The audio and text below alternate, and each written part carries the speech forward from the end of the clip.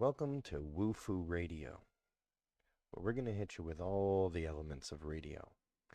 Got music, original, of course. We've got stories. We've got short and long versions.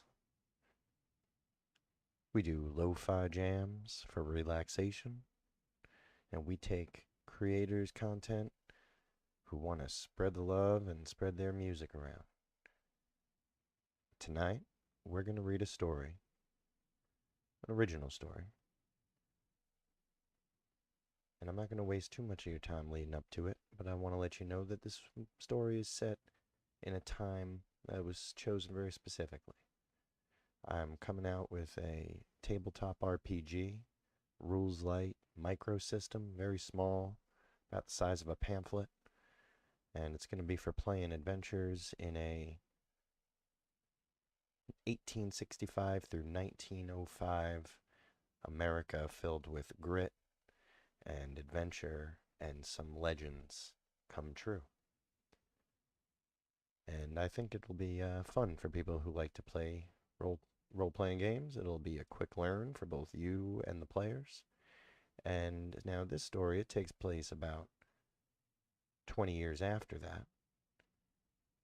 But it's set in that same era, that same vibe. Now, I'm sorry, the name of that system is Antique Americana, 1865 through 1905. But with all that set aside, I'm going to start reading this story for you. And I really hope you like it.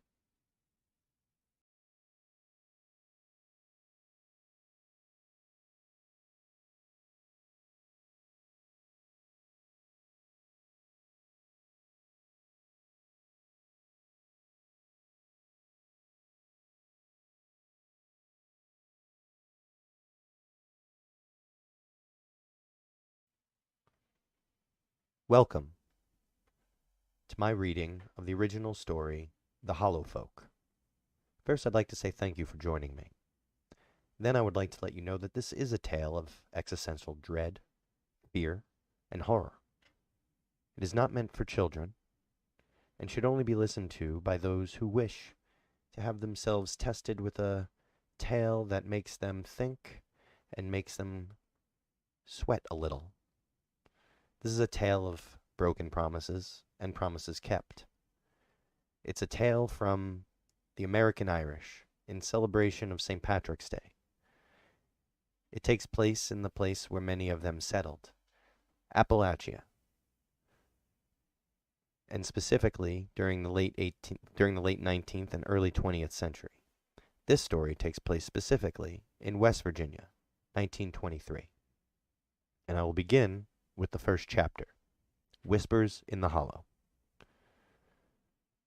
Jacob Bellamy had been playing by the tree line no more than a stone's throw from his family's cabin when his mother turned her back for a moment.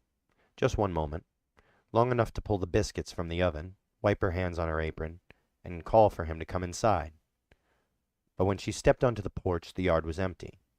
She searched first with a mother's patience, then with a mother's rising dread. His name echoed through the hollow, bouncing off the trees swallowed by the mountains. By nightfall, the men were combing the woods with lanterns and rifles. By dawn, they had found only his footprints, leading to the tree line, then stopping. Jacob Bellamy had walked towards the forest, and then vanished into nothing. The morning after the search party returned empty-handed, Eileen O'Shea heard her father curse under his breath at the breakfast table.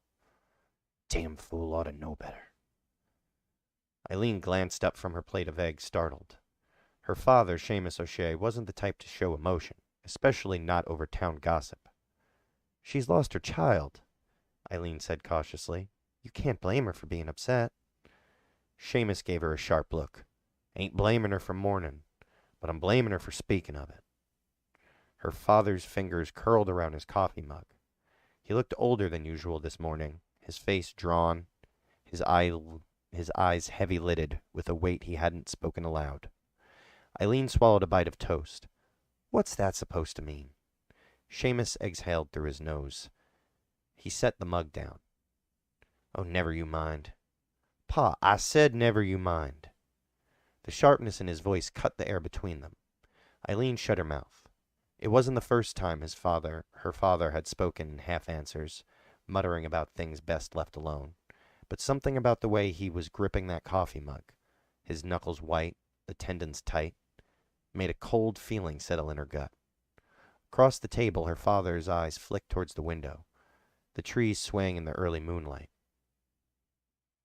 In the early morning light. Eileen had the distinct sense that he wasn't watching them. He was listening. For what, she couldn't say. But the hairs on her arms stood on end all the same. That afternoon, Eileen stopped by Clara Bellamy's house. She hadn't known Jacob well, only in the way that everyone knew everyone in a small town as theirs. But Clara was her closest friend, and Eileen wanted to offer what comfort she could. She found Clara sitting on the porch, a blanket wrapped around her thin shoulders, staring numbly at the yard. The Bellamy cabin was small, but well kept, and nestled against the trees at the edge of town. Eileen hesitated before stepping onto the wooden planks. Clara didn't look at her. "He was just there," Clara murmured.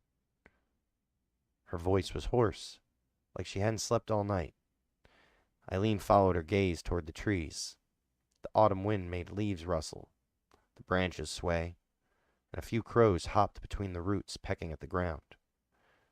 "I know," Eileen said softly. Clara swallowed hard. Mama says she heard something." Eileen frowned. "Heard what?" Clara's fingers dug into the wool of the blanket. Her voice dropped to a whisper. "She said she heard laughter." Eileen felt something in her stomach twist. Clara turned her head for the first time. Eileen saw the fear in her friend's eyes. "She says it wasn't Jacob's." The wind picked up. A whispering sound rustled through the trees, and for a moment, a single, fleeting moment, Eileen could have sworn she heard it too. Laughter. Thin, distant, almost human, but not quite. Not quite. That night, the town gathered at the church, not for a sermon, but for something older, something deeper. A meeting had been called, as was tradition when a child went missing. No one called it a wake because no one dared say the word dead. Not yet. Eileen sat beside her father in the wood pews. The smell of candle wax and damp wool thickened the air. The town's elders sat at the front, their faces drawn, their hands clasped at their laps. Clara Bellamy's mother, Margaret, stood to speak. Her voice was raw, her eyes rimmed red. "My Jacob did not wander," she spoke slowly, deliberately. "He did not fall." Murmurs stirred through the church. "I heard him laughing," Margaret continued. "But it wasn't him. It was something else." The murmurs died. The air felt thick, pressing in from all sides. Sheriff Eli Turner cleared his throat. He was a broad-shouldered man, built like an ox, his hat clutched tightly in his hands. "Now, Miss Bellamy." Margaret turned to face him. "You don't believe me," she said flatly. "None of you do." A heavy silence followed. Eileen glanced at the elders in the front row. Most of them avoided Margaret's gaze. But old Widow Callahan, one of the last of the Irish settlers, a woman older than anyone could remember, was staring at her intently. After a long pause, the widow spoke. "They are watching." A hush fell over the room, and Sheriff Turner sighed. "Not this again." "They are watching," Widow Callahan repeated, her voice low and firm. "Same as they always have." She turned her gaze towards Margaret. "You heard them in the trees." Margaret hesitated, then nodded. "And you spoke of it." Margaret's face twisted. "What was I supposed to do? Stay silent?" "Yes," Callahan said simply. Eileen felt a chill crawl up her spine. Seamus shifted beside her, his jaw tight, his fingers curling against his knee. He hadn't said a word since they arrived. Callahan's wrinkled hands gripped the edges of her shawl. "There's rules, child, same as there's always been." Margaret's voice shook. "What rules?" The ones our ancestors brought with them, Callahan said. The ones they left behind in Ireland thinking they could outrun 'em. A cold weight settled in Eileen's stomach. Callahan's voice was steady, but her eyes burned with something fierce. They came with us, and they do not forget. Margaret let out a bitter, broken laugh. You mean tell me, she swept her arms wide, looking around the room, her voice rising, that my boy is gone because some old wives' tale, because I spoke some name. Callahan didn't flinch. You acknowledge them. Margaret let out a choking sob, shaking her head. No. The church remained silent, because deep down, everyone knew the stories. Don't call to them. Don't speak of them. Don't wander past the tree line after dark. Because they were watching. They were always watching. Eileen's father stood abruptly. Enough of this. The crowd turned towards him. Seamus's voice was low, controlled.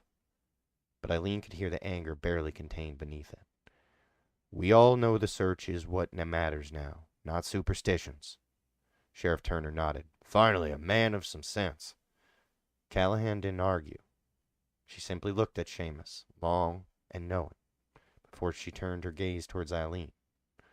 And for a brief second, the old woman's lips parted, like she was about to say something. But then she didn't. Instead, she just exhaled softly, shaking her head. Eileen wasn't sure why, but the gesture made her stomach twist. Margaret Bellamy was still crying. The elders sat stiffly in their seats. Sheriff Turner pinched the bridge of his nose, looking exhausted. And as Seamus turned to leave, he muttered to Eileen under his breath, We're going home. The walk back to their cabin was silent. The air was crisp, the sky above them deep and black, the stars sharp as needles. Eileen stole a glance at her father. Her father's face was hard set, his hands shoved into his coat pockets. She hesitated before speaking. You knew what Callahan was talking about. Seamus didn't respond. Eileen's stomach tightened. Didn't you? Her father sighed through his nose. Eileen, you never tell me anything. I tell you what you need to know. And that's not the same thing, Pa. Silence. Seamus's boots crunched over the frost-covered leaves.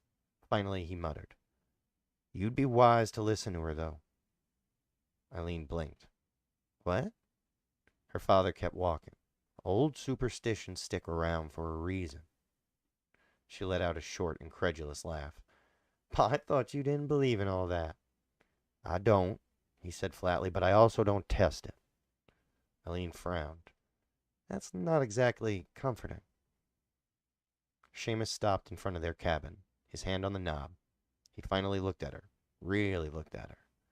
And what she saw in his eyes made her breath hitch. Not fear, not anger, just something heavy. You don't have to believe in something for it to be real, Eileen, he said quietly. Then he pushed open the door, stepping inside. Eileen stood there for a moment, the wind picking up behind her, making the trees rustle. She glanced back at the woods. Something about them felt different, darker. Maybe it was just her imagination. With a shiver, she stepped inside after her father, shutting the door behind her. Outside, in the far-off distance, the wind howled, but beneath it, so faint, could almost be mistaken for a trick of the mind. Something laughed. That night was colder than it should have been.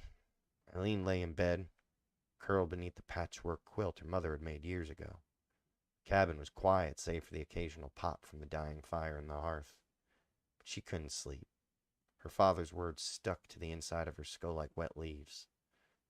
You don't have to believe in something for it to be real. Eileen rolled onto her side, glaring at the wall. Superstition. That's all it was. Jacob Bellamy had gone missing. Now people were turning to old stories to explain it because it was easier than facing the truth. Something or someone took him. A wild animal, hidden sinkhole, kidnapper passing through on an old mountain road. Not laughter in the trees, not some hollow folk. She sighed, rubbing her eyes. Her father had barely spoken another word after they got home. He sat by the fire nursing a glass of whiskey, shoulders hunched forward like a man carrying a weight he refused to acknowledge. It wasn't just grief for Jacob. It wasn't even guilt. It was something else. Something he wasn't telling her. The wind rattled the window pane. Eileen exhaled, rolling onto her back. Sleep would come eventually. It had to. Her eyes fluttered shut, and then a whisper. Eileen caught her breath. She sat up, heart hammering. The room was dark, shadow stretching across the wooden floor. Had she imagined it? She strained her ears, the silence pressing in around her. Nothing. Slowly she eased back down. It's just nerves, she told herself. Just a long day. The town had been tense. Her father had been tense. And it was making her hear things that weren't. Eileen. A shiver ran up her spine. This time she was sure it wasn't the wind. It wasn't the house settling. It was her name, whispered from outside. She turned her head towards the window. The frost-edged glass reflected the dim glow of the embers in the hearth. Beyond that, just darkness.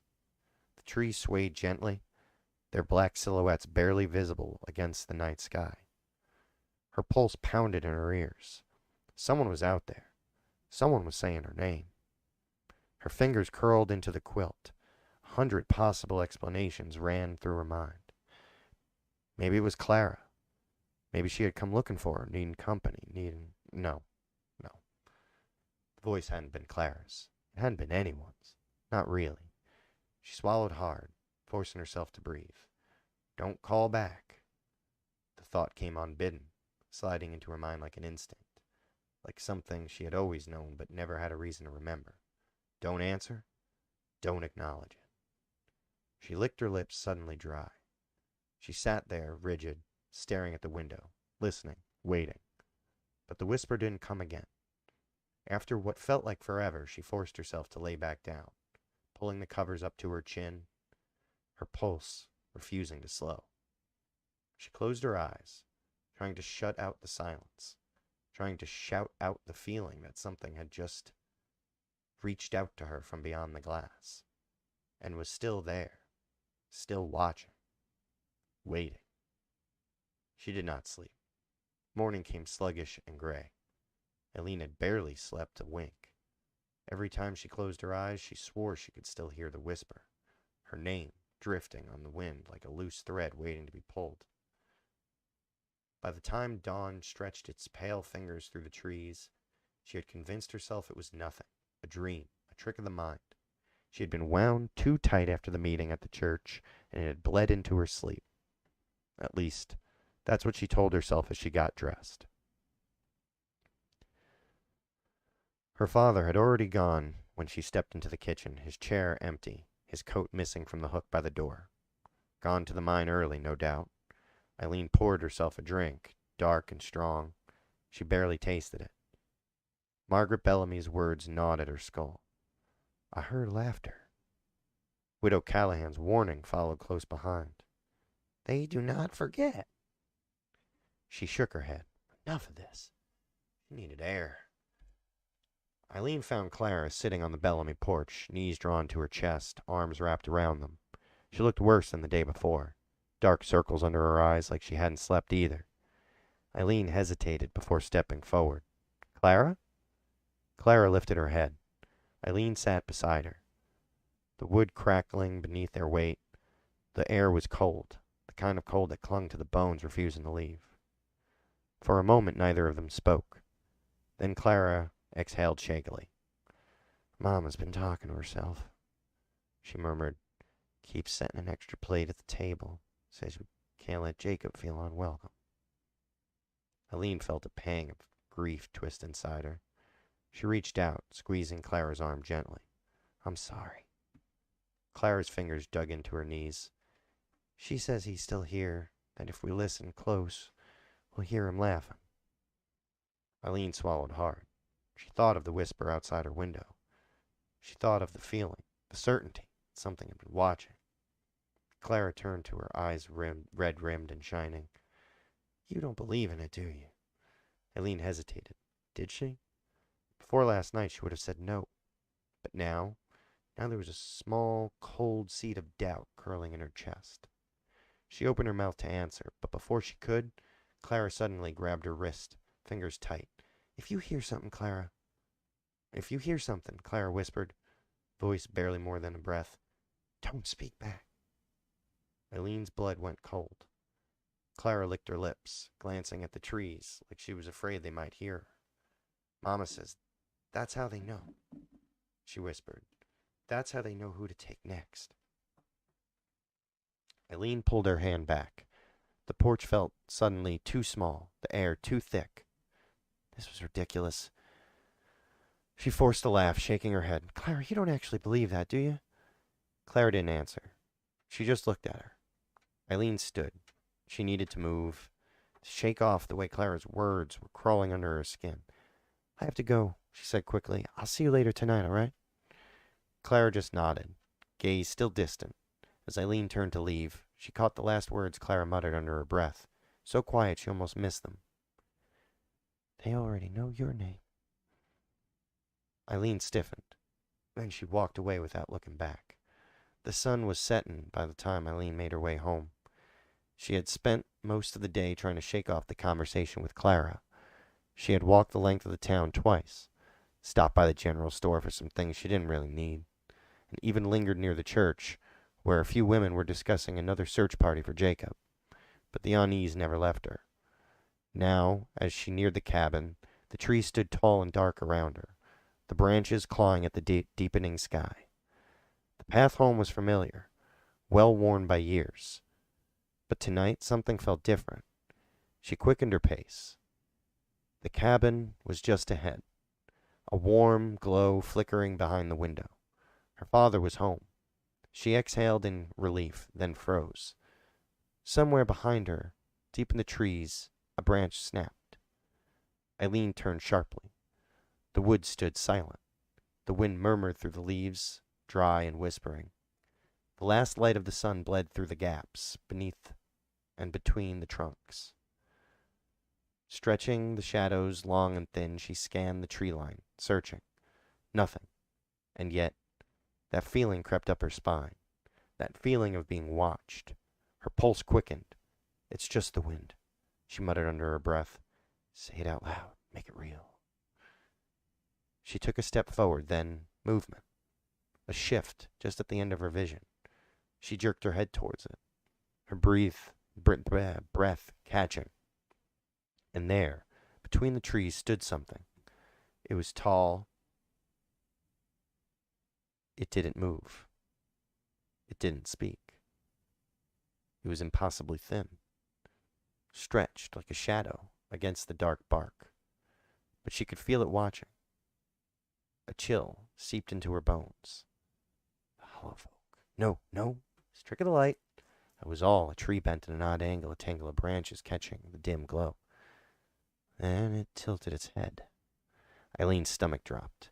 She took a slow step backwards towards the cabin. The thing did not move, but the air between them felt wrong, like the space itself was bending, warping. A breath held too long, a silent stretch too thin. Eileen's fingers twitched towards the door handle. She didn't blink, didn't breathe.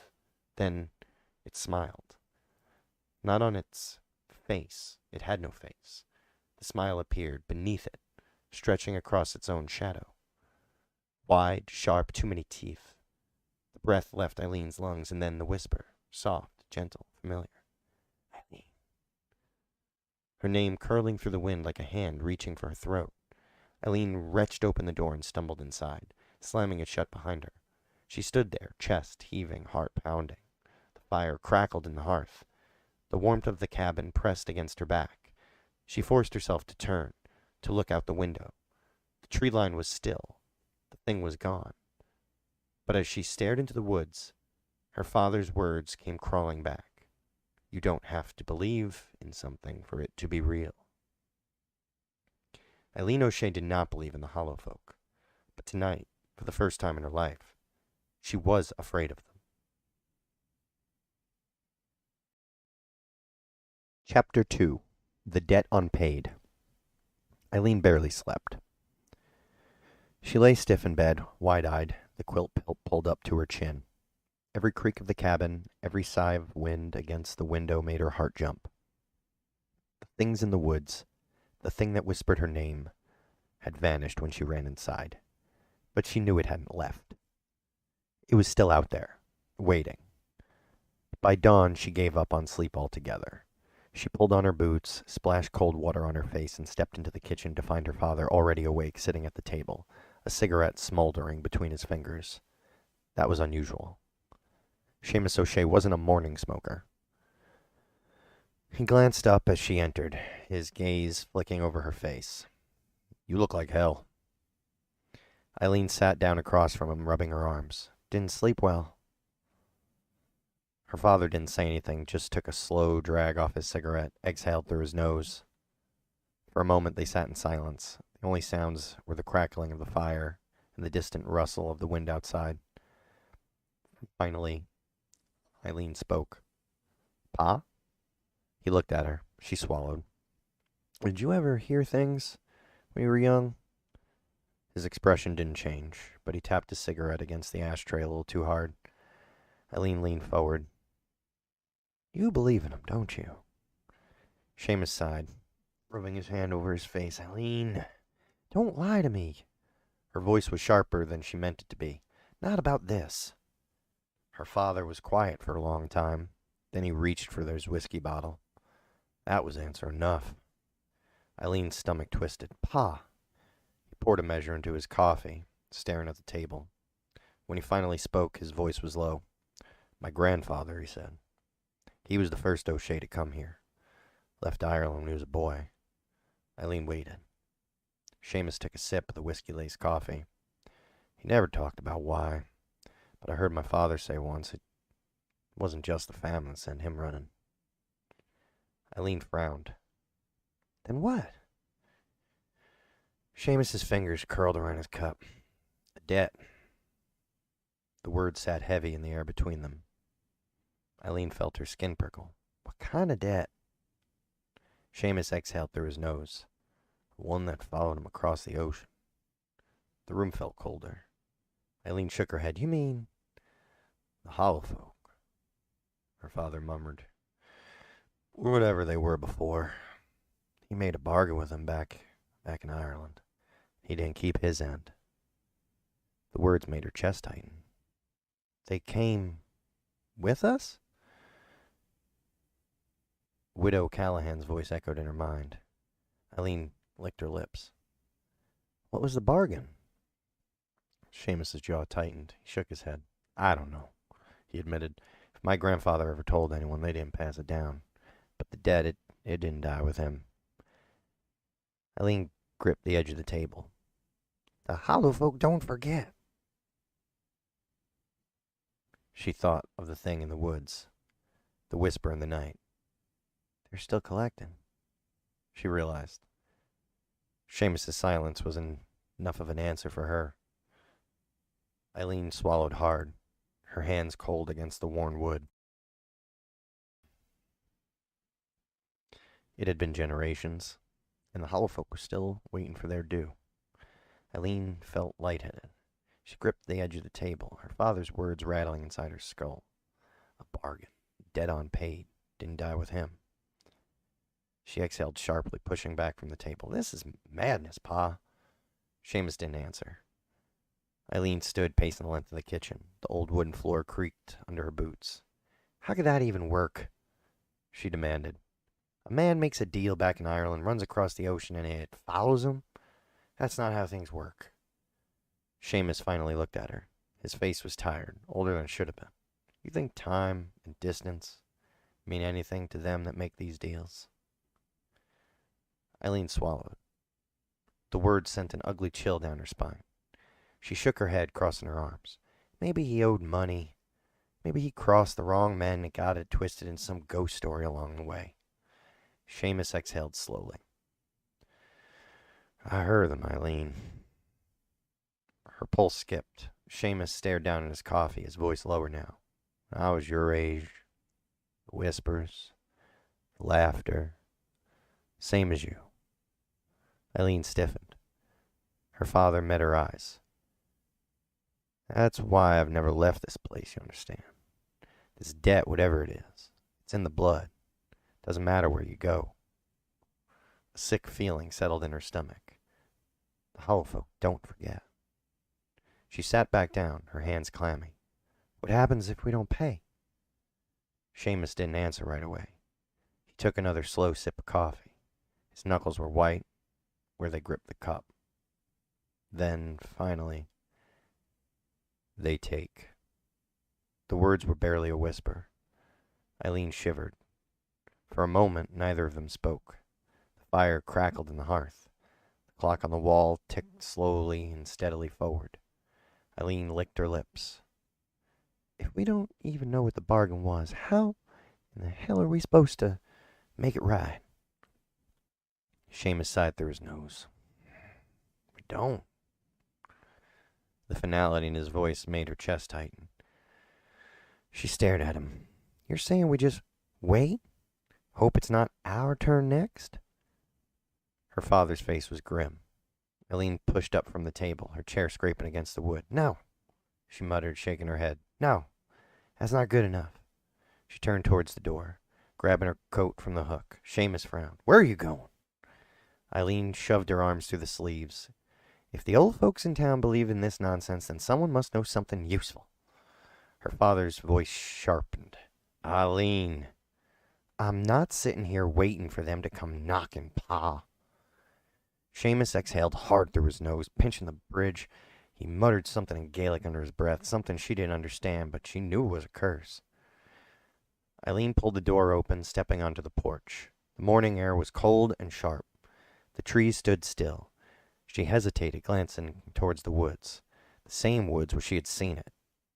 A shadow too thin, a smile in the wrong place, a whisper curling through the dark. Eileen. She swallowed hard.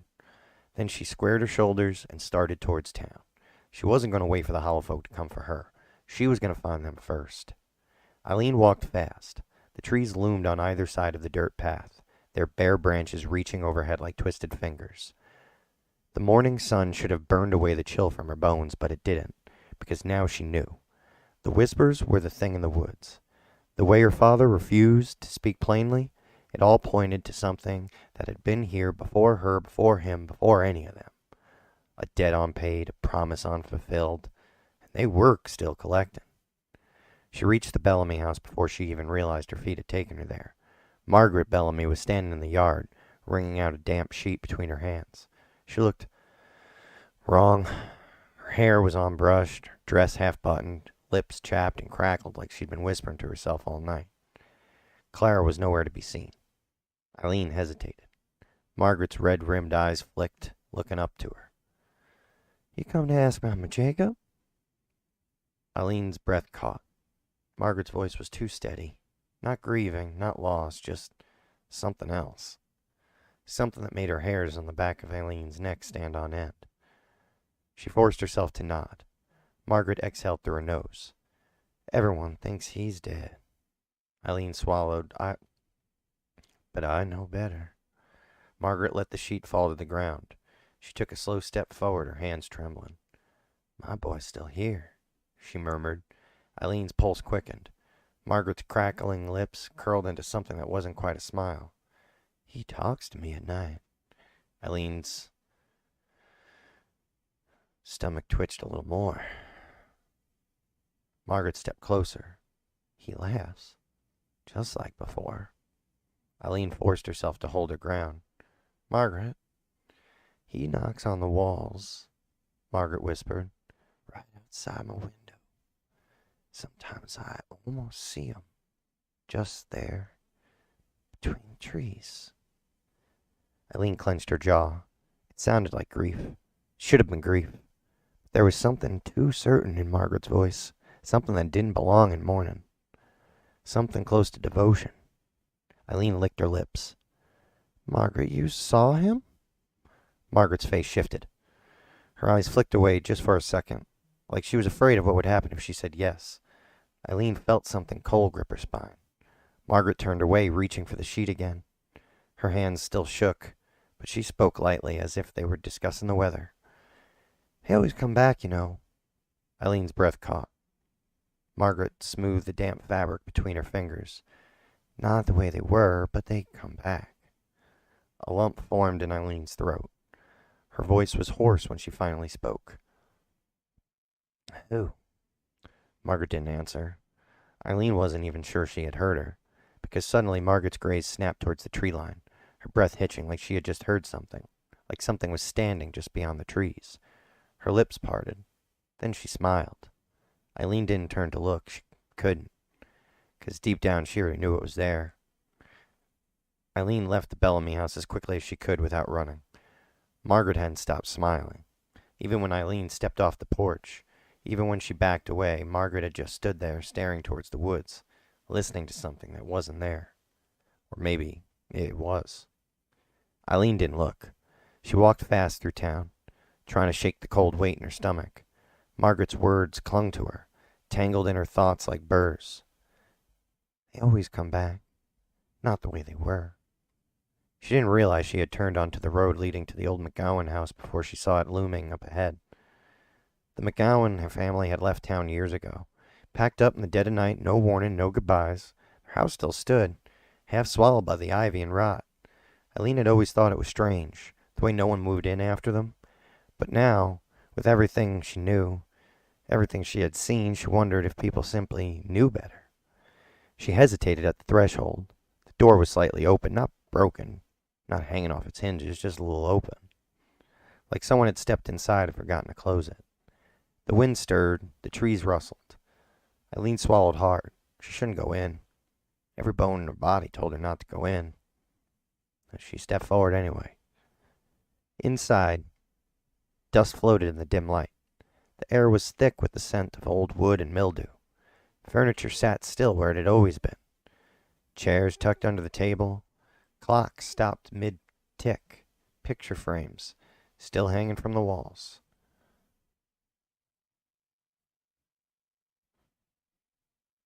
As if the McGowans had simply vanished. Eileen's stomach twisted.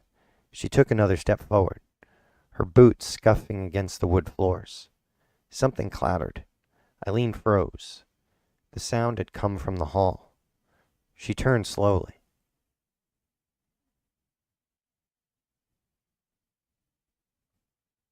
The pulse began to hammer.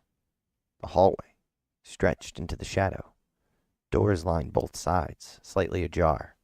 For a long moment she didn't move. Then a whisper. Not words, not quite. A sound barely there, curling through the dust-heavy air. Her skin prickled. She stepped closer. The door at the very end stood wider than the rest. A bedroom, probably. The whispering stopped. Eileen reached the threshold. The air shifted. And then the toys. Scattered across the floor. Wooden figures, marbles. A hand-sewn doll, its button eye glinting in the faint light. All arranged like someone had just been playing with them. Eileen's breath caught. She knew this house had been empty for years. She knew no one had stepped inside since the McGowans left, and yet the dust around the toys had been disturbed. Small footprints. A child's footprints. She took a slow step back. The air pressed against her ears, thick and heavy. The shadow seemed to shift, stretching toward her like a hungry hand. Eileen turned sharply and walked out, not running, not quite, just fast enough that whatever was inside the house knew she wasn't going to wait for it to follow. Eileen didn't stop walking until the McGowan house was far behind her. She kept her eyes forward, hands clenched into fists at her sides. The town sat just ahead, the church steeple, the line of cabins, the distant smoke curling from the chimneys. Normal things, really. But the whisper in her ears, the feeling crawling beneath her skin, that wasn't so easy to leave behind. She had seen those toys, those footprints. Jacob Bellamy had vanished just days ago. The McGowans had been gone for years. And yet there had been fresh dust. Fresh footprints. As if someone had just been there, moments ago. Eileen swallowed hard. It didn't make sense. None of this made sense. She needed answers. Real answers, and there was only one person in town who might have them. Widow Callahan. She veered towards the church, her boots kicking up dry leaves. The sun was dipping low in the sky now, stretching the shadows long across the dirt road. The air was colder than it had been that morning, like the season had shifted in just a few short hours. Then, a sound. A soft, distant giggle. Eileen stopped in her tracks. The trees loomed beside the road, dark and quiet. The wind rustled through the branches, leaves whispering against one another. Then, laughter. High and light, like a child's. A cold shiver ran down her spine. She turned her head slowly, heart pounding. The woods stood still. She strained her ears, but nothing. Eileen let out a shaky breath, forcing herself to move again. But she had only taken a few steps when... Eileen. The whisper curled around her name, thin and breathless.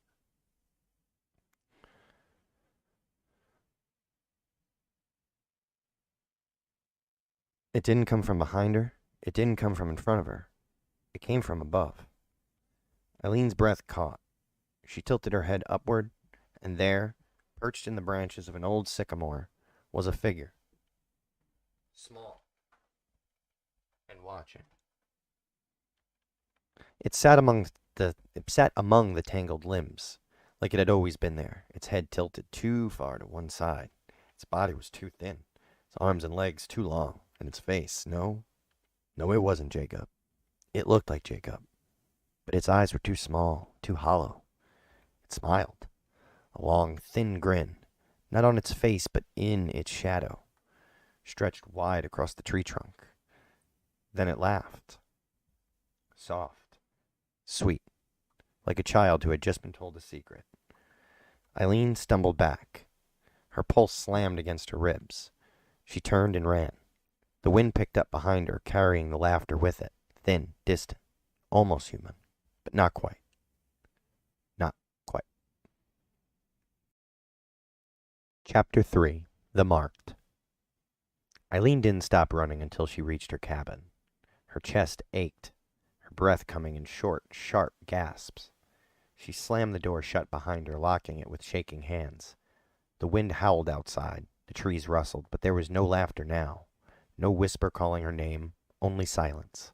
She pressed her back against the door, squeezing her eyes shut. It wasn't Jacob. It couldn't have been. She had seen its eyes, and its shadow. She sucked in a shaky breath, forcing her legs to move. The cabin was dim, the last light of the sun casting long shapes across the wooden floor. Her father's coat still hung on the hook, but he wasn't home. Probably still at the mine. Probably working late, as he often did. Eileen moved towards the table, her hands numb. She pulled out a chair, sat down hard. Her fingers were trembling. She clenched them into fists. She needed to think. Widow Callahan. That was still the plan. She would go to the old woman first thing in the morning and demand to know everything. No more riddles, no more warnings with half answers, because this thing in the trees with Jacob's voice and a shadow that moved on its own, it was real, and it was here, and it was watching her. Eileen exhaled, rubbing her face. It was watching her. She needed sleep. The dreams came quick and sharp, fingers curling around her wrist, a whisper at her ear, laughter thin and brittle as dry leaves, a pressure against her skin, gripping, holding, refusing to let go. Eileen gasped awake. The cabin was dark.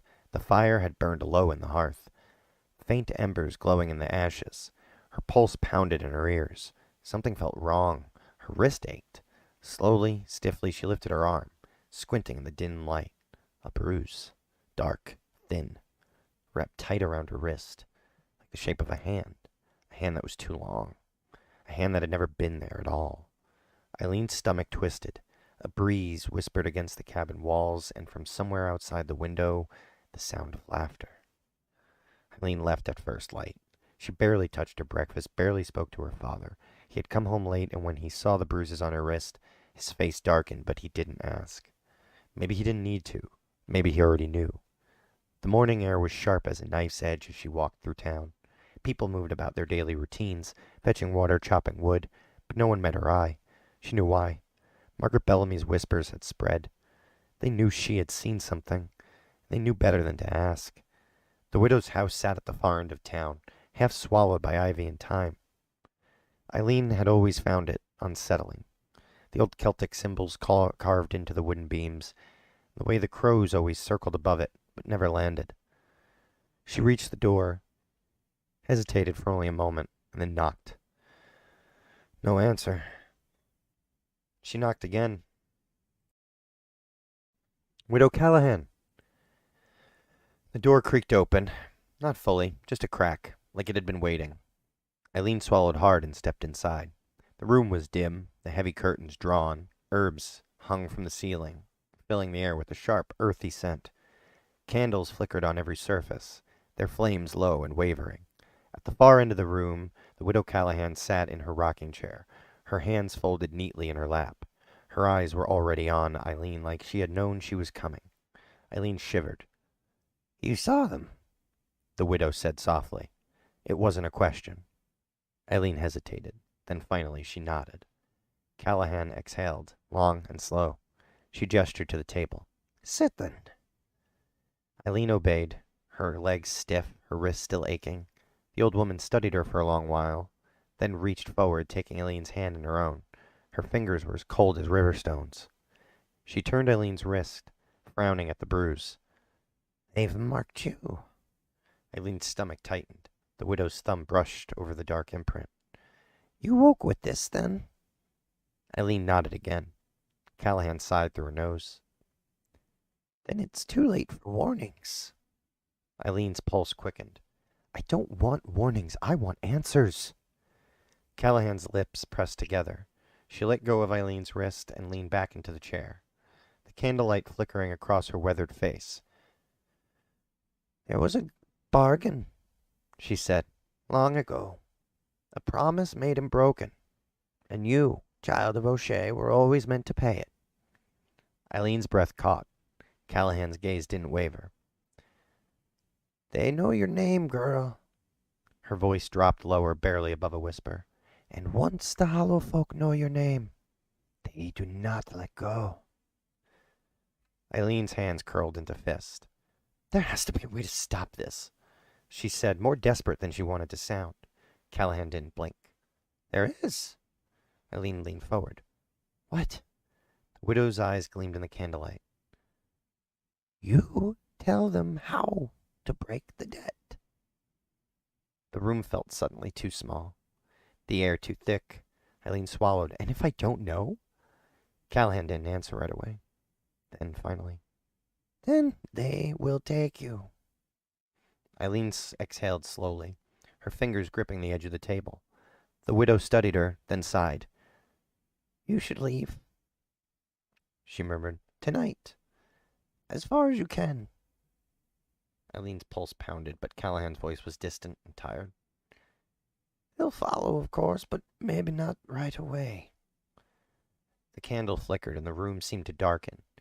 Eileen's fingers trembled against the wood. She knew it was useless. They had marked her, and the Hollow folk never forgot a name.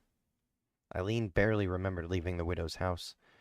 Her legs carried her back into town, but her mind was elsewhere, spinning and unraveling. "Tell them how to break the debt." The words gnawed at her. How in the hells was she supposed to answer that? She didn't even know what the debt was. Her great-grandfather had made a deal back in Ireland, had fled across the ocean, thinking he could escape it. But the Hollow folk had followed, or had been here. I don't know. And now they wanted their due. And they thought she had the answer. Eileen rubbed the bruise on her wrist. It ached, a deep, cold ache that didn't fade. She needed time to think, to figure out if there was a way out of this. The sun slipped lower when she finally reached the cabin. The door stood shut, the windows dark, her father still at the mine. She exhaled shakily, stepping onto the porch. Her fingers trembled as she reached for the handle. She turned it. The door swung inward, unlocked. Eileen froze. Her father always locked the door. Always. Her stomach twisted. Slowly she stepped inside, but the air was wrong. The fire had burned low in the hearth. The smell of ash was thick in the air. Chairs were still in place, but the table was untouched. Nothing had been taken, and yet Eileen felt it. Something had been there. She swallowed hard, her pulse hammering in her throat. The floorboards creaked, not beneath her, behind her. Eileen spun. The door stood open. The wind stirred the trees, rustling through the leaves. She stood a step forward, gripping the edge of the door. Beyond the porch, the woods stretched into shadow. The path home, the path to town, the path to them. The door had been left open like an invitation. Eileen swallowed hard. Then slowly she shut it and slid the bolt into place. Eileen didn't light the lanterns. She didn't move for a long time. Standing with her back pressed against the door, listening, the house was silent. But outside, the trees rustled, the wind sighed, and beneath it, something softer. Not whispers, not laughter, breathing. Eileen's stomach knotted. She forced herself away from the door, one slow step at a time. Her hands found the table, the solid wood grounding her. Think. She needed to think. She was already marked. The widow had made that clear. Running wouldn't help. Hiding wouldn't help. They wanted something. And if she didn't find out what, they would take her. Eileen exhaled slowly. A shadow flickered past the window.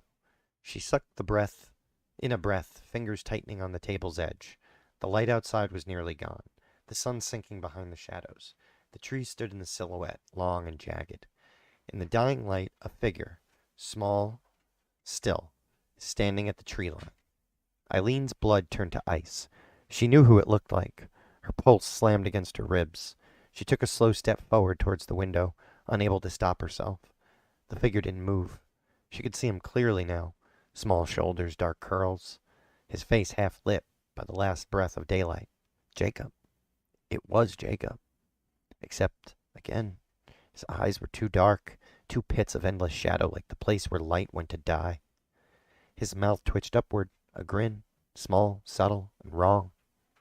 The trees swayed, the wind howled, and Jacob lifted a hand, a slow, deliberate motion, and waved. Eileen staggered back from the window. Her breath came short and sharp. Her heart hammered against her ribs. It isn't him, it isn't him, it isn't. The sound of bare feet on the porch. A light knock at the door. Eileen's stomach lurched. She backed away. Another knock. Soft, patient. And then, "Miss Eileen." Jacob's voice, perfect, unchanged. Eileen clamped a hand over her mouth. She knew. She knew if she opened the door, if she spoke to it, it would not be Jacob standing there. She clenched her eyes shut. The wind pressed against the cabin walls. The fire crackled low in the hearth. And from the other side of the door, "Let me in." Eileen didn't move. She didn't breathe. The door stood between her and it, between her and whatever was waiting on the other side. "Miss Eileen," the voice said again. It was softer now, a boy's voice, small and uncertain. "I don't know where I am." A lump rose in her throat. It sounded so real, so much like Jacob. But she had seen its eyes. She had seen its shadowy smile. Eileen squeezed her hands into fists. She wouldn't answer. She wouldn't. The wood beneath her feet creaked. The cabin walls felt too thin. Another knock. 3 light taps. "I want to come home." Eileen shut her eyes. Her mother used to say that words had power, that to speak was to give it to was that to speak to something was to give it permission. She had never believed it, but she wasn't about to test it now. Silence stretched long between them. Then the thing outside sighed. Soft and slow, like a man settling into a chair after a long day. Then it spoke again, but it wasn't Jacob's voice anymore. It was lower, thinner, a breath through the keyhole. "Eileen O'Shea," it whispered. Her voice and breath hitched. It knew her name. The air in the room thickened. The fire burned lower, the candlelight flickering. "It's time." The words slithered into her ears, curling around her bones like cold fingers. She bit down hard on the inside of her cheek. Outside, the wind picked up. The knock came again, but this time the door shuddered. Not a knock, a push, testing the lock, testing her. Eileen's heart slammed against her ribs. She turned, grabbed the poker from the hearth. The whispering stopped. For a long, stretched moment, There was nothing but wind. Then the door handle twisted. Eileen's pulse roared in her ears. She gripped the poker tight. The handle jerked. The door creaked against the bolt. The beat of silence. Then laughter. Low, thin, amused. Not from the door, from the window. Eileen turned sharply, her breath catching, but the window was empty. Only the trees swayed in the dying light. The laughter drifted, fading into the wind. Then, at last, silence. Eileen stood there, her pulse pounding. Minutes passed, maybe longer. Then she slowly, carefully, stepped towards the door and pressed her palm against it. The wood was cold. Whatever had been there, it was gone now, but not for long. Eileen knew that. Deep in her bones, she knew something else too. They weren't just waiting anymore. They were coming, and next time, they wouldn't knock. Chapter 4. Into the Hollow. The next morning, Eileen found her father outside chopping wood. She hesitated on the porch watching him. His movements were steady, methodical, the rhythm of a man who had done this 1,000 times before. But his shoulders were tense, like he already knew. Eileen stepped off the porch, walking towards him. Seamus split another log down the middle. He didn't look up. "You look like hell." Eileen huffed. "Not sleeping will do that." Seamus exhaled through his nose. He set another log on the stump. Eileen crossed her arms. "Something was here last night." Seamus didn't flinch. Didn't stop working. She took a step closer. "It spoke to me." The axe came down, maybe harder than was necessary. The wood cracked apart, splinters flying. Still, he said nothing. Eileen clenched her fists. "I want the truth, Pa. All of it." Seamus wiped the sweat from his brow, finally meeting her gaze. His expression was tired. "You won't like it." "I don't care." A long silence stretched between them. Then Seamus exhaled sharply and set the axe down. He gestured towards the porch. "Come inside." The cabin was dim, the fire still burning low in the hearth. Seamus poured 2 cups of coffee. He set one in front of Eileen before sitting heavily across from her. His hands curled around his mug, but he didn't drink. For a moment, he just stared at it. Then he spoke. "There's no stopping him." Eileen's stomach twisted again, for what felt like the millionth time in the last couple days. She forced her voice to stay steady. "The widow said there's a way." Seamus let out a dry, humorless laugh. "Is that what she told you?" Eileen's hands clenched against the table. "She said I have to tell them how to break the debt." Seamus went still. A flicker of something, pain, or maybe regret, crossed his face. Then he sighed. He rubbed his hand over his face. "That's the cruelest part of all, Eileen." Her throat tightened. "What is?" Her father's gaze lifted to hers. "They ask a question," he said. "A simple question." The fire popped in the hearth. The wind whispered against the window. Eileen's pulse thudded in her ears. Seamus leaned forward, his voice low. "Tell us how to break the debt." A lump formed in Eileen's throat. Her father's knuckles were white around his mug. "And when you have no answer," he swallowed hard, "they take you." The word sent an ugly chill through her bones. Eileen gripped the edge of the table. "There has to be a way." "There isn't." Seamus's voice was flat. He finally met her eyes. "And if you think otherwise, you're a damn fool." Eileen stared at him. Her father, the man who had raised her, taught her, protected her, had given up. A slow, cold anger curled inside her chest. She pushed back from the table, standing abruptly. "I'm not giving in." Seamus exhaled sharply, shaking his head. "It's not about giving in, girl. It's about what's already been decided. The best you can do is stay safe." Eileen turned towards the door. Her father's voice stopped her. "I told you to leave," he muttered.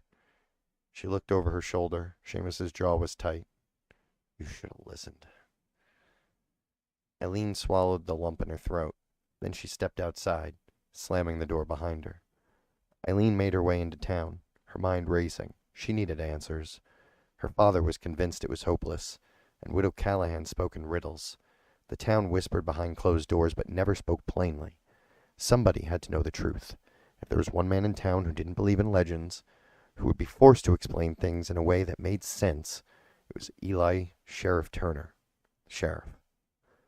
His office sat near the general store, a squat wooden building with a single holding cell that rarely saw use.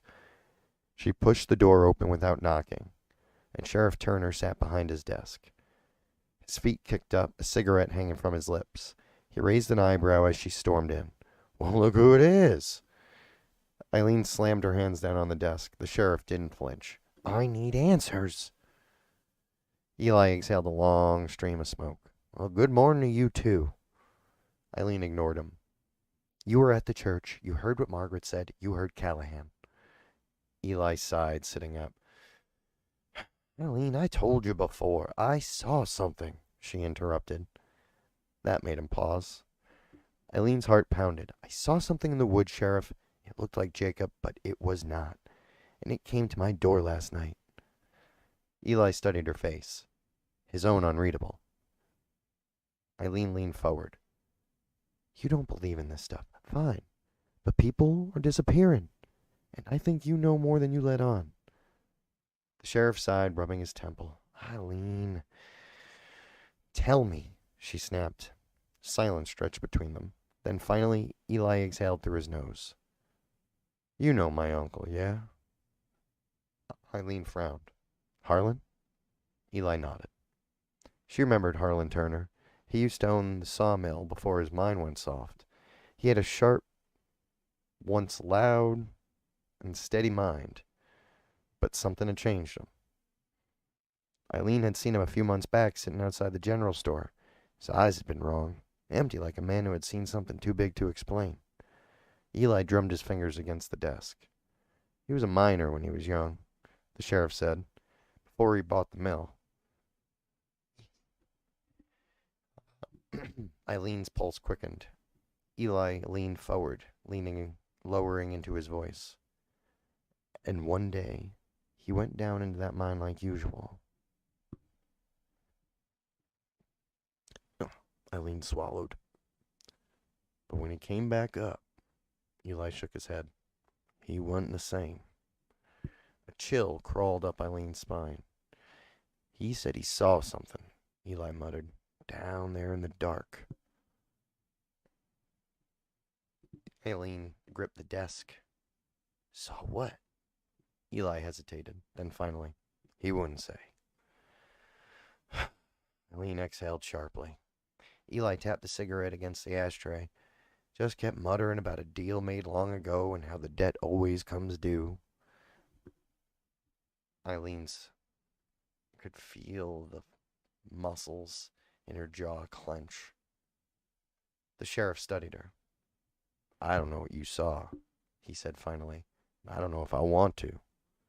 Eileen's hands clenched into fists. "But I do know this." Eli's voice dropped lower.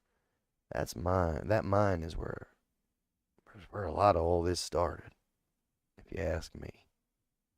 Eileen's breath caught again. Eli leaned back, his expression grim. "And if you're looking for answers," he exhaled a slow stream of smoke, "you'd best start digging there." Eileen left the sheriff's office with a lead weight in her chest. The mine. She'd always known it was part of the town's history.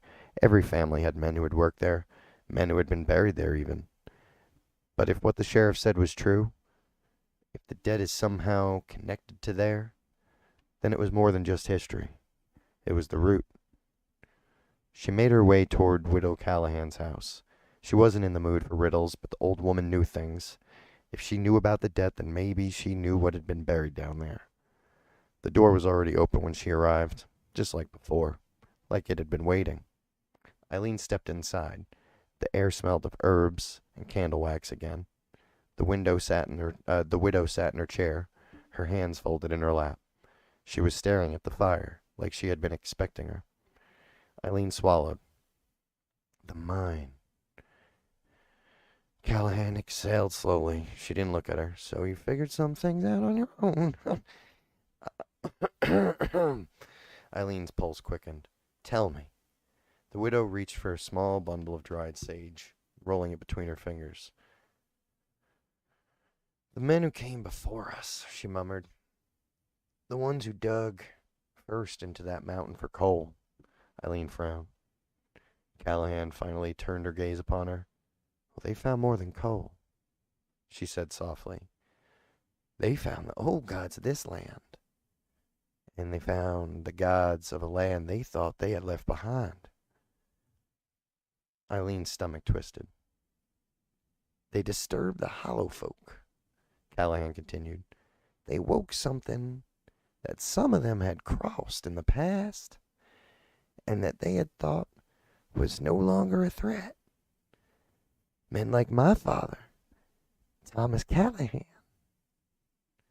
or Old Man McGowan, Bentback Bellamy, and your own great-grandpap, Mr. O'Shea. Eileen gripped the back of the chair. What did they do? She asked. The widow sighed, rubbing her temple. They tried to make peace there in the mountain. Eileen's pulse hammered. There was a ritual. Some knew, Callahan said. A way to keep them satisfied. But it's been forgotten or ignored. A lump formed in Eileen's throat, and now the hollow folk were waiting. The debt was still unpaid. Eileen swallowed hard. What was the ritual? Callahan studied her, then slowly shook her head. I just said no one remembers. Eileen's stomach dropped. A leaden silence stretched between them. Then Callahan exhaled, slow and steady. But the answers, her voice barely rose above a whisper, they are down there, as they were the first time they dug into that mountain. The fire crackled. The wind pressed against the window. Eileen clenched her fist. She knew what she had to do. She had to go to the mine.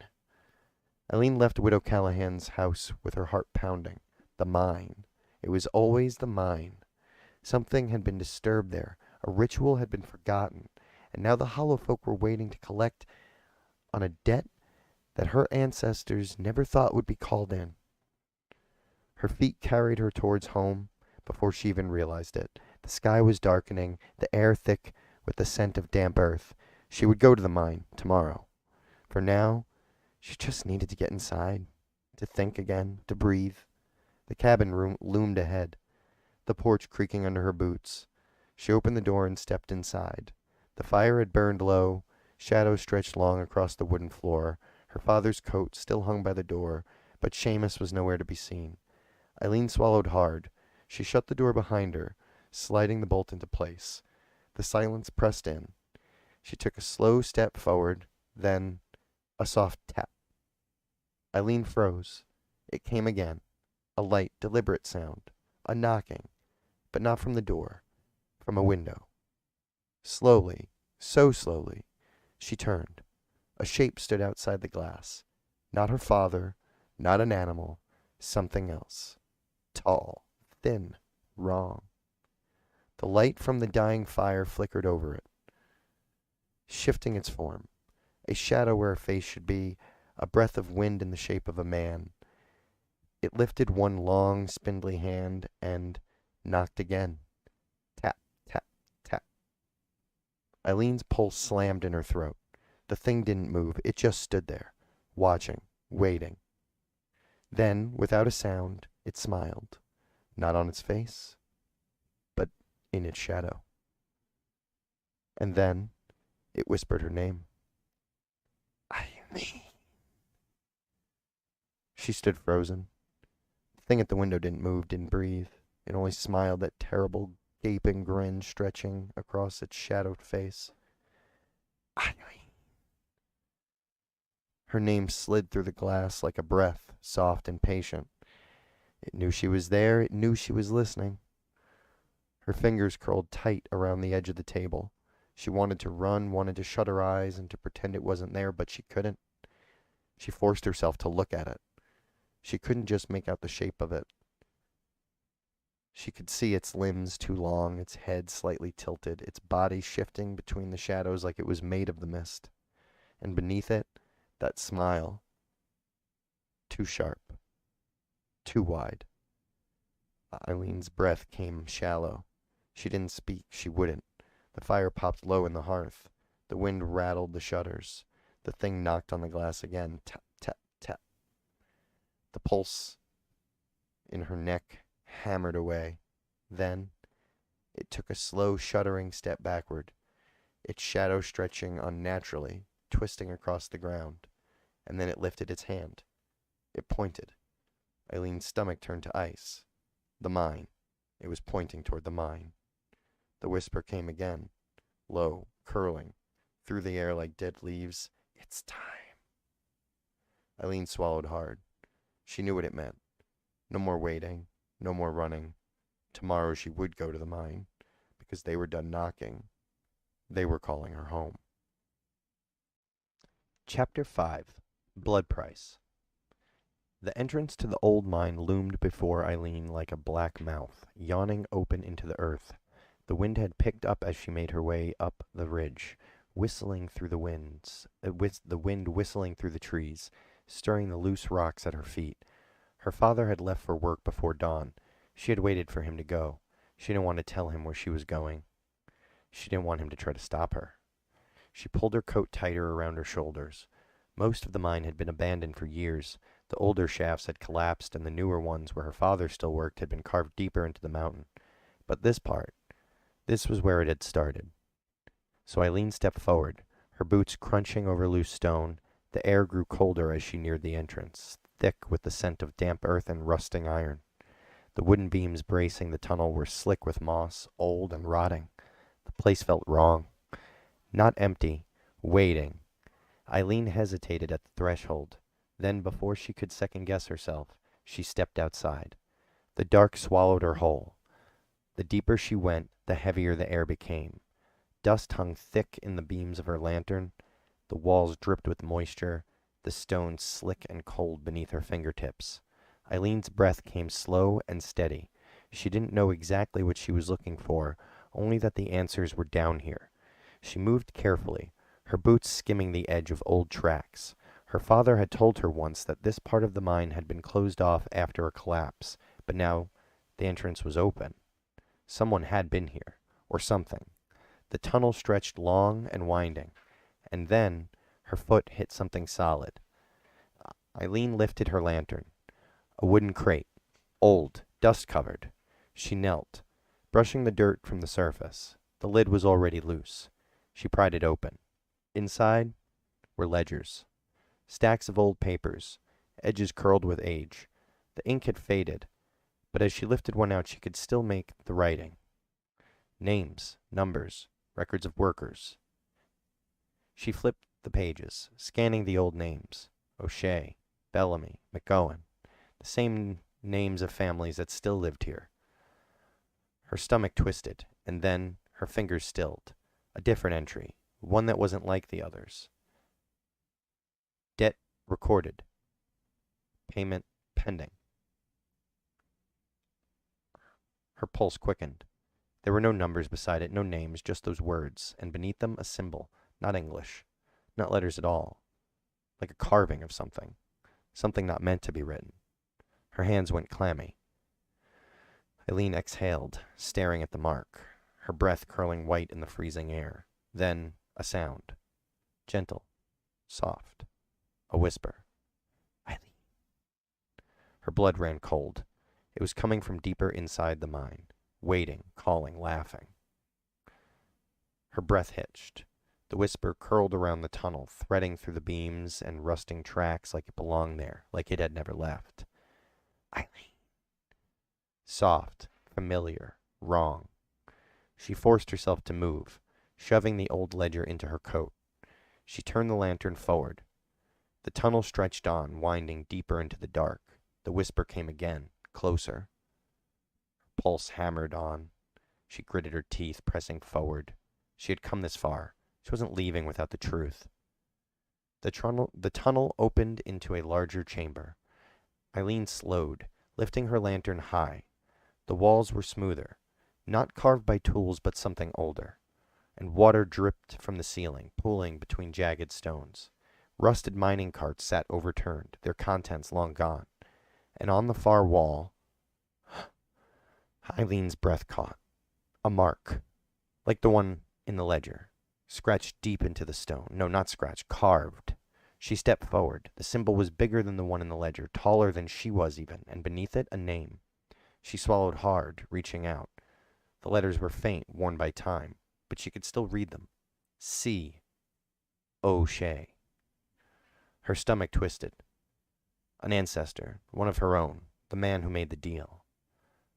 Eileen stepped back, breath coming short. This was it.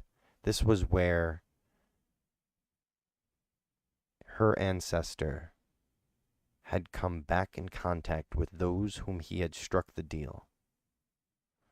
And now the hollow folk were here, still, waiting. The air thickened. Her lantern flickered. And from the darkness behind her, a whisper. The debt is due. The flame snuffed out. The dark swallowed her whole. The lantern died. The darkness closed in.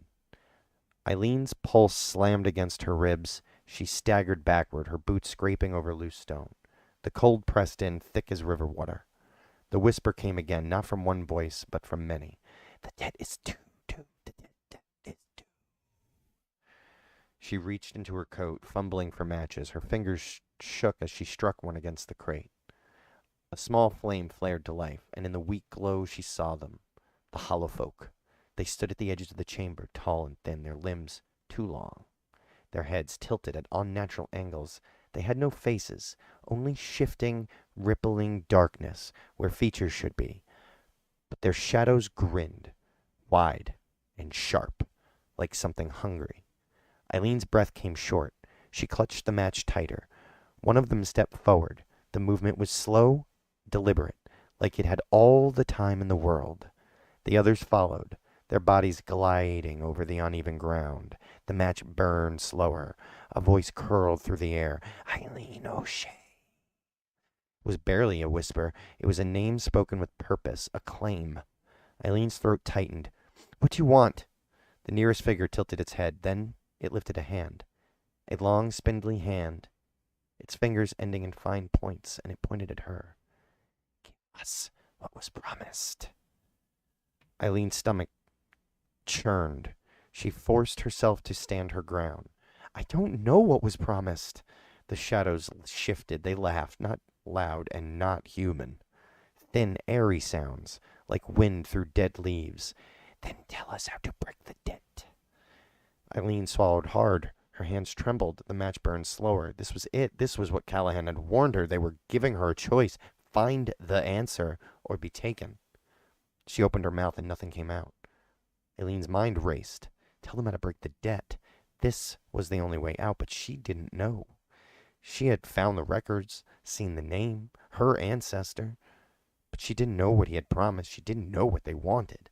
The hollow folk waited, tall and still, shadows shifting beneath them.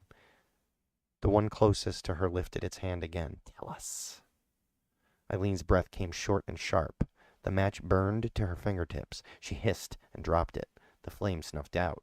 The dark rushed in. The hollow folk stepped closer. Tell us. Her pulse pounded.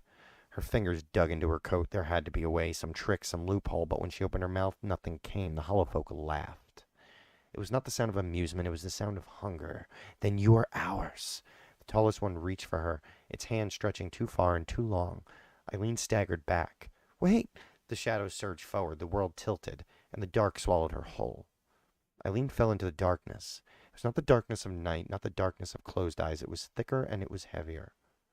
A cold that sank beneath skin and into bone. She tried to scream, but the sound never left her lips. She was falling or sinking, or being pulled. The world around her stretched and bent, twisting in on itself like something alive. She saw glimpses, flashes of places that had never been. A forest with no sky, a river that ran black, figures standing just out of sight, and then a door, not wood, not stone, something else. It stood open, and beyond it, shadows, laughter, hands reaching to welcome her home. Eileen tried to turn away, tried to claw her way back to the light, but the hollow folk had already claimed her, and there was no breaking the debt, not anymore. The door closed, and Eileen O'Shea was never seen again. Chapter 6. The Descent. The town searched for Eileen. They combed the woods, the mine, the river banks. They found nothing. Sheriff Turner led the search for 3 days before calling it off. Seamus O'Shea didn't speak, didn't cry. He just sat on the porch, staring into the trees. The townsfolk whispered. They said she had wandered too deep into the old tunnels, that the earth had swallowed her whole just like the others. But some, the old ones, the ones who still remembered the stories, they didn't search at all, because they knew. Eileen O'Shea hadn't vanished. She had been taken, and the hollow folk always kept what they claimed. It started with the wind. Nights grew colder, even as summer stretched long, and then came the whispers. Soft at first, just a breeze curling through the trees, through the cracks in the doors and the windows. Then a name. Eileen. The Bellamy boy heard it first, then the McGowan twins, then Margaret Bellamy herself, who one night woke to find her front door standing wide open. She swore she had locked it, swore she had bolted it shut, and from the tree line, just beyond the candlelight, she swore she saw a shape. Not quite shadow, not quite Eileen. Something else, something thin, something watching, and then laughter. A sound like leaves rustling, a sound like something waiting just beyond the trees. The first to see her was the widow. Callahan woke to the wind rustling her shutters, the air in her room sharp with the scent of damp earth. She knew before she even rose from bed. Before she stepped to the window, before she pulled the curtain aside, she knew what she would see. And yet, when she looked out into the trees, when she saw the figure standing there, thin and still with a shadow that moved before it did, her breath still caught in her throat, not because she was afraid, but because she pitied her. Eileen O'Shea had been a strong girl, a smart girl, but it hadn't mattered. The hollow folk always got what they were owed, and now she was one of them. The shape in the woods, tilting its head. Not quite recognition, not quite anything. Callahan let the curtain fall. She whispered a prayer in the older language, a language older than English. Then she bolted the door. It would not keep her out. Not if she truly wanted in. But if the hollow folk did not break things, they did not shatter glass or splinter wood, they only waited, they only watched. And when the time came, they whispered a name, and waited for someone to answer. It wasn't long before the children started seeing her. Not often, not clearly, just a glimpse, a shape between the trees, a shadow where there shouldn't be one. The Bellamy twins said they saw a woman standing at the riverbed, her feet just barely touching the water. She didn't speak. She just watched them. The McGowan boy, barely 6, woke his mother in the middle of the night crying about the lady at the window. She had no face, he said, but she had a voice, and she had whispered his name. His mother had shushed him, told him it was a bad dream. But in the morning, when she stepped outside, she saw footprints in the dirt beneath the window, bare, small, like a girl's. The wind picked up that day, and somewhere in the trees the laughter started again, soft and light, like a secret waiting to be told. One night, Margaret Bellamy woke to the sound of knocking, soft, gentle, not at the door, at the window. She sat up slowly, her breath caught in her throat. The cabin was dark. The embers in the hearth had long since dried. For a moment, she thought she had imagined it. Then, tap, tap, tap. Her blood turned to ice. She turned her head toward the window. The curtains were drawn, the fabric barely shifting in the breeze, but the air felt different, like something was on the other side, waiting and watching. The knock came again, and this time, the voice was light, familiar. Margaret's stomach twisted. She knew that voice. She had heard it in town, at the market, on the church steps. Eileen. The room felt too small. She squeezed her hands into fists. Let me in. Margaret squeezed her eyes shut. It wasn't her. It wasn't her. The wind picked up, the shutters rattled, and then the knocking stopped. Margaret let out a slow, shaking breath. Then a new sound. The soft creak of a door. Not the window, the front door. Margaret's breath stopped. She had locked it. She was sure she had locked it. But when she turned her head, the door was open. Just a crack. Just enough for something to slip through. Margaret stared at it. The wind whispered against the walls, and from the dark behind the doorway, laughter. By morning, Margaret Bellamy was gone. The town searched just like they had for Jacob, just like they had for Eileen, and they found nothing. No tracks, no signs of struggle. Just her front door, left slightly ajar, like someone had stepped outside, like someone had been called. The whispers started soon again after. She heard her name. She answered. She followed the hollow girl. The elders warned the children not to listen, to keep their doors bolted, the windows latched, to never answer a voice in the night. But it didn't matter, because by then the whole town knew the truth. Eileen O'Shea had not disappeared. She was still here, in the woods, in the wind. She was calling, and sooner or later, someone would be fool enough to answer. Chapter 7. The Hollow Curse. Seamus O'Shea knew his daughter was gone. He had known the moment she didn't come home. He hadn't joined the search party, hadn't asked for prayers at the church, because he knew. And the town knew too. People avoided his cabin now. They crossed the road when they saw him coming. He heard their whispers. She was marked. The debt had to be paid. He should have told her the truth. Seamus didn't care what they had said, because none of it changed anything. Eileen was gone, and the hollow folk still weren't done. It started with small things. The front door left open, even though he swore he locked it. The sound of footsteps on the porch late at night. A shadow moving at the edge of the tree line. And then, one night, a knock at the window. Seamus didn't turn, didn't move. But the knock came again. Soft, patient, waiting. And then, Pa. Seamus clenched his jaw. The voice was hers. Pa, let me in. He didn't. He wouldn't. He'd spent his whole life knowing this would come, but that didn't make it easier. It's cold out here. Seamus squeezed his eyes shut. He gripped the arm of his chair, fingers digging into the wood. The wind howled, the fire burned low, and then the knocking stopped. Seamus exhaled, long and shaking. Before he could move, the door creaked open. Seamus didn't turn. Didn't rise from his chair. Didn't reach for the shotgun propped against the hearth, because he knew it wouldn't matter. The fire flickered low, casting the room in shifting shadows. The door stood open, not fully, just enough. A whisper of cold air slid inside, and with it, her. A shape moved beyond the threshold, a figure too thin. A step on the wooden floor, soft and barefoot. Pa. Seamus clenched his jaw. It wasn't her. It couldn't be her. She was gone. But the voice was so much like hers. A shadow stretched long across the floor, too long. Seamus gripped the arms of his chair, knuckles white. You never told me, Pa.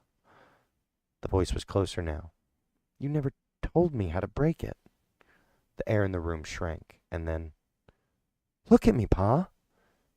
He didn't. He wouldn't, because if he did, he knew she would smile, and it wouldn't be on her face. The fire crackled low. The room felt smaller. Seamus O'Shea didn't move. The floorboards creaked as the thing that wore his daughter's voice stepped closer. Look at me, Pa. Seamus kept his gaze fixed on the hearth, on the burning embers. You always told me not to be afraid of the dark. A soft laugh, thin and hollow. But you are, aren't you? Seamus clenched his jaw. A whisper of movement, closer. A chill brushed his skin, cold as the grave. He could feel it now, standing just beside his chair, close enough to touch. He could smell the earth on it, the damp rot of the mine. You let me go. His fingers dug into the wood. You knew, and you let me go. Seamus exhaled slow and shaking. She wasn't wrong. That was the worst part. He had known what she would do and known what would happen. He had known the debt would come due, and he had done nothing. Look at me, Pa. The fire flickered. The shadow stretched. And then a hand rested on his shoulder. Not warm, not human. cold as stone. Seamus O'Shea shut his eyes because if he so much as glanced up, he knew he would never stop looking. The hand on Seamus's shoulder didn't move, cold seeping through his shirt, spreading through his bones. He gritted his teeth. "You knew," she whispered. The voice was so close now. "And you knew I'd go." Seamus exhaled through his nose, slow and steady. He had always known this day would come. He had prepared for it. He had told himself over and over when it came, he would not break. He would not look. But his God help him, he wanted to. "Pa," she murmured. His breath paused. The hand on the shoulder tightened, just slightly, just enough to remind him that she was still waiting. Seamus O'Shea shut his eyes and whispered, "I'm sorry." Silence. Then something shifted. The pressure lifted from his shoulder. The air grew lighter. The thing wearing his daughter's voice sighed, not angry, not grieving, just tired. The wind outside stilled. Seamus opened his eyes. The door shut. The fire burning steady again. The room was empty. Seamus let out a breath he hadn't realized he was holding. But he didn't move. Didn't rise from his chair. Because he knew this wasn't over. Not for him, not for the town. As the hollow folk still waited. And his daughter's voice would call again. Seamus didn't sleep that night. Didn't move from his chair. Didn't unbolt the door. By morning the air had shifted. The town felt different. People still whispered about Margaret Bellamy's disappearance, and how the Bellamy twins were kept inside almost all day now by Clara. And yet no one spoke of Eileen anymore. Not out loud, not by name. But Seamus still heard her. When he walked through town, when he passed through the old church, when he stood alone by the tree line, the wind still carried her voice. Soft, distant, a thread of sound unraveling in the trees. The whispers weren't for him anymore, not yet, because she had others to call. He saw it in their faces, the way the children stared too long at the woods, the way the elders refused to step outside after dark. The hollow folk had taken her, and now she was one of them. She was waiting, watching, calling, and sooner or later, people would answer. Chapter 8. The Hollow Girl. It was one of the Bellamy twins who heard her first. Late one night, long after his sister had bolted the doors and drawn the curtains, he lay awake in bed, staring at the ceiling, listening to the wind press against the walls. Then, a voice, soft, gentle. "Hello." His voice caught. It came from outside the window. He turned his head slowly. The curtains were drawn, the fabric swaying just slightly, as if someone had brushed against it. His heart pounded. He knew the stories, knew what happened to his mother and what his sister had told him. If you hear a voice at night, do not answer. But it sounded so kind, so familiar. Not like the monsters in the stories. Not like something that wanted to take him. Another whisper, closer this time. "It's all right. You don't have to be afraid." The boy swallowed hard. He reached for the edge of the curtain. His fingers hesitated. Then slowly, he pulled back.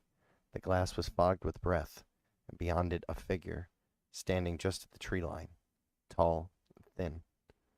Her hair stirred in the wind, her feet bare against the frost. She lifted a hand. She waved. And then she smiled. Not on her face, but in her shadow. The boy's breath froze in his chest. His fingers let go of the curtain, and the last thing he heard before he shut his eyes tight, before he pulled the blankets over his head, was laughter. The next morning, the Bellamy boy said nothing. He didn't tell his sister or his brother about the whispering. Didn't tell her about the girl in the trees, because he knew what she would say. You were dreaming it. You imagined it. Don't speak of it. But he had seen her. Eileen. Not the way she had been in town, laughing with Clara, arguing with her father. Not human, not anymore. His hands trembled as he sat at the breakfast table. Despite not saying it, Clara noticed. "What's wrong?" The boy shook his head quickly. "Nothing." Clara Bellamy studied him for a long moment. Then she placed a gentle hand on his. "Did you hear something last night?" He tensed. He could lie. He could say no. Say he had slept fine. But when he looked up at his sister, he knew she already knew. So instead, he whispered, "She said my name." That night, Clara Bellamy didn't sleep. She sat in the old rocking chair by the fire, blanket wrapped around her shoulders, her fingers curled tight around a rosary. She wasn't praying. She didn't know if that would help. She was only listening. The wind pressed against the walls, the shutters rattled, and somewhere in the trees, a voice came. Soft, familiar. "Come outside." Clara's throat tightened. She clenched the rosary harder. "Just for a moment."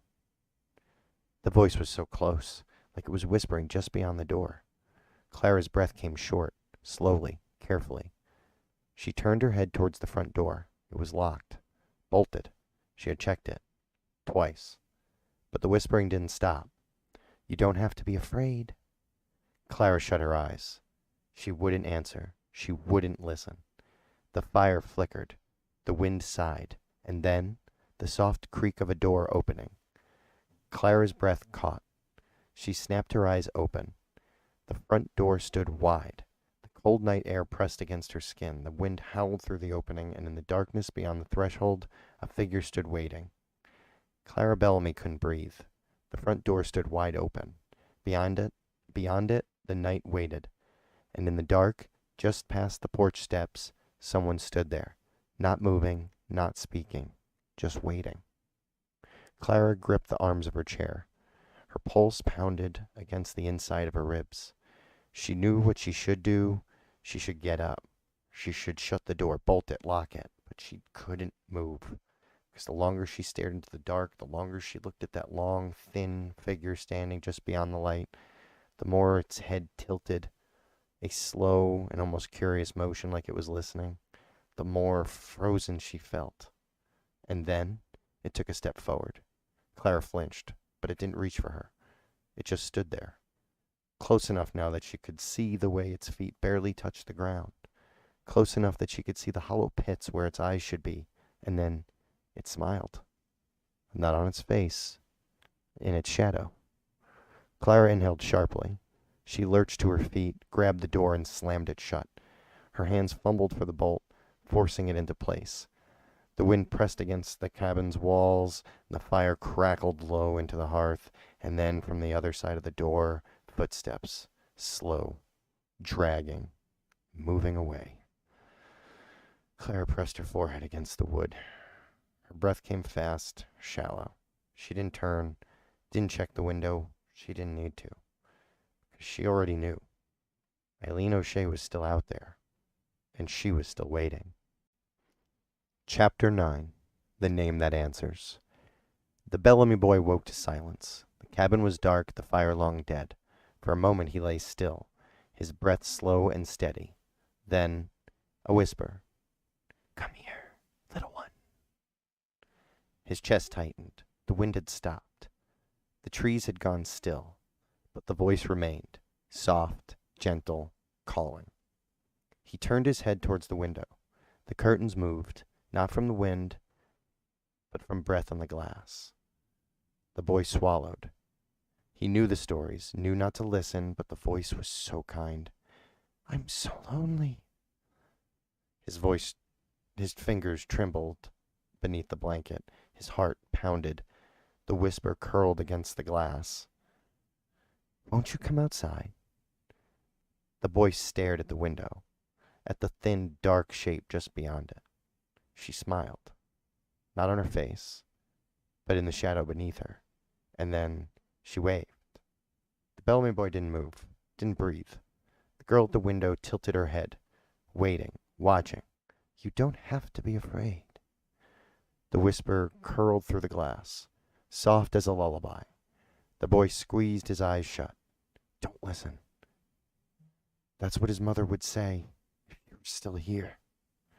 Don't listen. Don't answer. Don't step outside. Just open the door." The boy clenched the blankets tighter around himself. The room felt smaller. The air felt colder. The whisper came again. "Please." Thin, gentle, almost sad. He peeked from beneath the blanket. The shape at the window had not moved, but its shadow had, stretching longer, closer. The boy shut his eyes again. He didn't speak, didn't answer, didn't move, and after a long moment the whispering stopped. The cold lifted. The room felt like itself again. Slowly, so slowly, the boy opened his eyes. The window was empty. The trees stood still.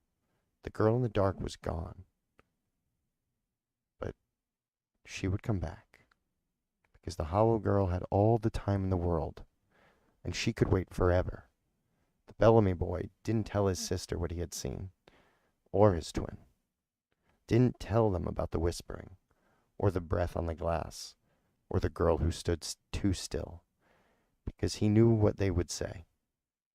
Don't speak of it. Don't give it power. Forget it, and pray that it forgets you. However, we know the hollow folk never forget. And while the town had tried to forget Eileen O'Shea, while it had buried her name in whispers and warnings, had closed their doors, bolted their windows, turned away from the trees, she was still there, still calling, still waiting for someone to answer. And deep down, everyone knew it, because they always did. Autumn came, trees burned red and gold, the air was crisp with bite of early frost, and the town carried on. Men went to the mines, women hung laundry in the thin morning sun, children played in the schoolyard, their laughter too loud, as if trying to drown out the silence beneath it. But no one went near the woods. Not anymore. Not after the Bellamy boy woke screaming one night, swearing he heard his name in the wind. Not after Margaret was lost, Eileen was lost, and Jacob was lost. Not after Widow McCallahan told them of what she had seen out her own window. After she had woken whispering something in Gaelic, something no one dared ask her to translate before, locking her door and never answering it again. They all knew. The hollow folk still watched. The hollow girl still waited. But for now, the town was quiet. For now, the doors remained closed. For now, no one had answered. But the hollow folk always wait. And sooner or later, someone always answers.